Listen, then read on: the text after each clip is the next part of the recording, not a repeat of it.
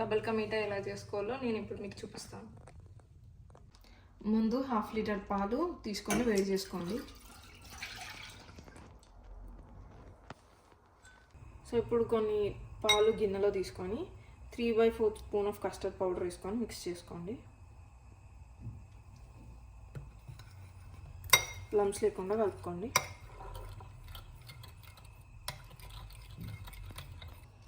ముందుగా 6 slices bread తీసుకోండి, white bread.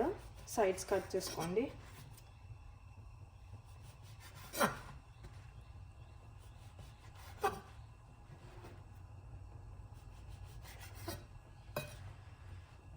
ఇప్పుడు వీటిని స్క్వేర్ షేప్లో కట్ చేసుకోండి.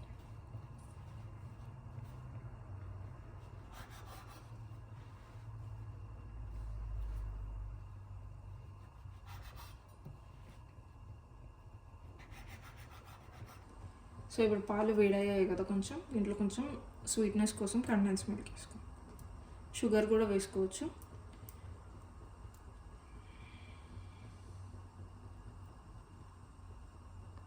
సో ఇప్పుడు మిల్క్ బాయిల్ అయ్యి క్వాంటిటీ హాఫ్ అయిన తర్వాత కస్టర్డ్ పౌడర్ మిక్స్ వేసుకోవాలి. మిక్స్ చేసుకోండి.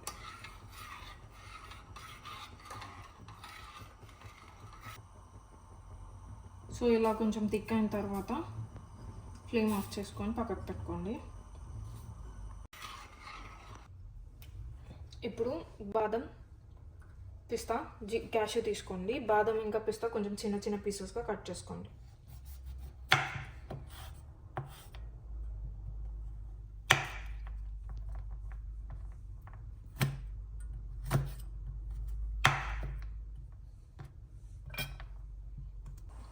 ఇప్పుడు కొంచెం నెయ్యి వేసుకోండి.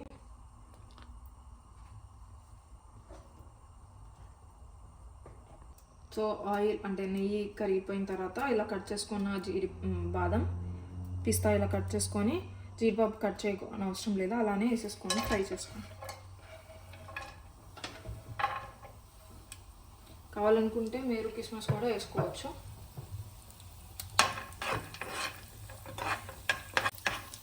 సో ఇలా కొంచెం ఫ్రై అయిన తర్వాత తీసేసుకోండి.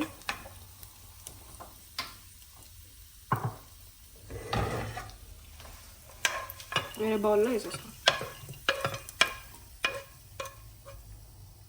సో ఇప్పుడు ప్యాన్ పెట్టుకొని ఆయిల్ వేసుకోండి బ్రెడ్ ఫ్రై చేసుకోవడానికి. ఆయిల్ హీట్ అయిన తర్వాత బ్రెడ్ స్లైసెస్ వేసుకోండి.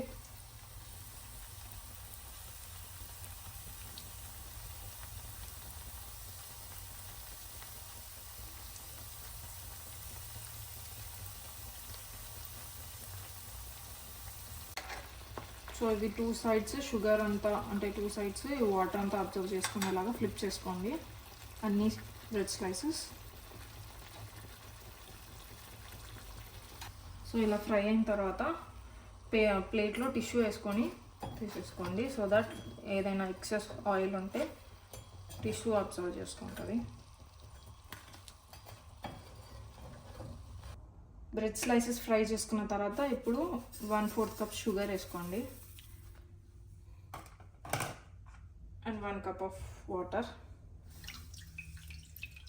స్వీట్గా మీకు ఎక్కువ స్వీట్గా కావాలనుకుంటే కొంచెం ఎక్కువ షుగర్ వేసుకోండి. బాయిల్ చేసుకోండి. సో వాటర్ ఇలా బాయిల్ అయిన తర్వాత ఇలాచి వేసుకోండి. నేను తక్కువ క్వాంటిటీ ఆఫ్ షుగర్ తీసుకున్నాను కాబట్టి కొంచెం స్వీట్నెస్ తక్కువ ఉంటుంది. మీరు మాత్రం 1/2 కప్ షుగర్కి 1 కప్ వాటర్ అయితే సరిపోతుంది. కొంచెం పాకం వస్తుంది, థిక్ పాకం కాదు, జస్ట్ లైట్ పాకం వచ్చేలాగా చేసుకోవాలి. సో వాటర్ కొంచెం బాయిల్ అవ్వాలి ఇలా కంప్లీట్గా.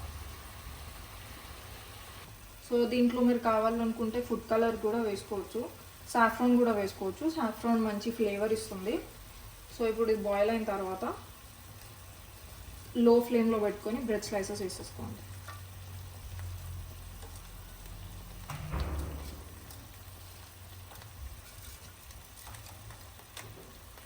ఇలా 2 సైడ్స్ ఫ్లిప్ చేసుకున్న తర్వాత మనం ఇందాక చేసుకున్న మిల్క్ వేసుకోవాలి.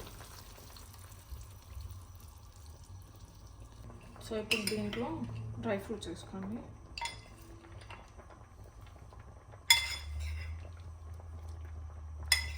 వేసుకున్న తర్వాత ఒక 3-4 మినిట్స్ అట్లా బాయిల్ చేసుకోండి, సో దట్ బ్రెడ్స్కి మొత్తం ఆ పాలంతా పట్టేసేలాగా.